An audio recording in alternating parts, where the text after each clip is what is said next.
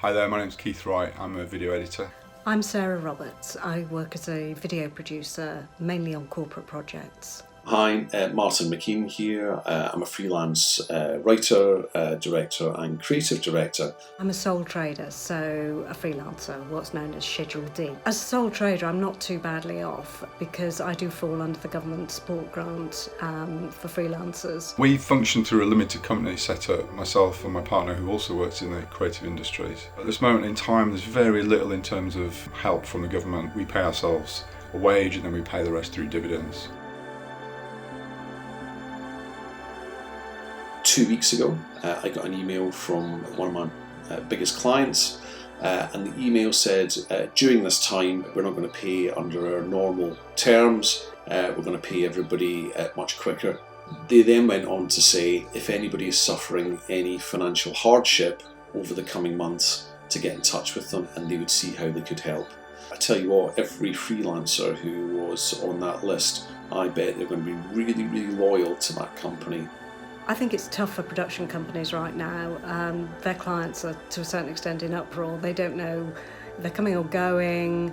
They're looking at whether or not they can produce events and other material virtually, and they're not really there with how they might do that. Another company that I do a lot of work for have invited me to a staff quiz. So if someone has taken the time to consider that while many businesses are doing things to keep up staff morale, a lot of them are excluding freelancers. I've got some fantastic relationships with the people that I work with. I wouldn't even give it a second thought if somebody needed me to, drop my rates or defer a payment, or if there were circumstances I was asked to do that, I would do it in a flash. I suppose in terms of advice, it's kind of the obvious one really, is that you've got time now to really sit down and maybe pull together a new show reel, make new connections, using LinkedIn and connecting with more people, production companies, producers, whatever. It's quite nice to have that ability to just sort of take a step back and go, okay, what can I do when we come out the back end of this to help myself get more work, and connect with more people. I'm coping quite well, really. We have more time to consider what we're doing. I have more time to cook. I spend more time on hobbies.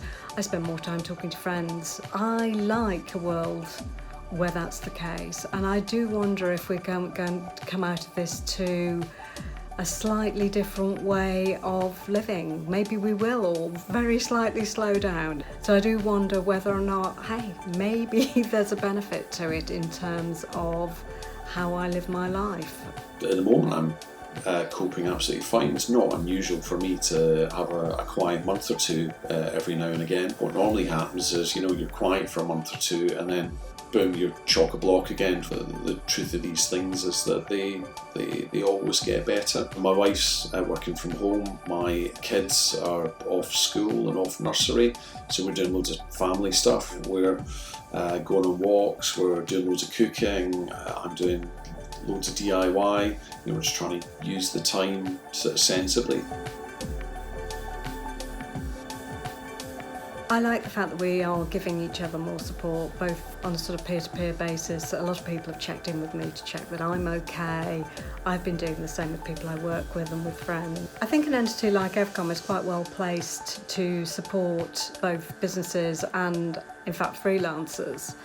There aren't a lot of forums where we can actually compare experience of how things are going and to discuss sort of best practice and, again, just things like what kind of simple support mechanisms and things we need. I think we all need to admit to ourselves that occasionally we need support. No man or indeed woman is an island.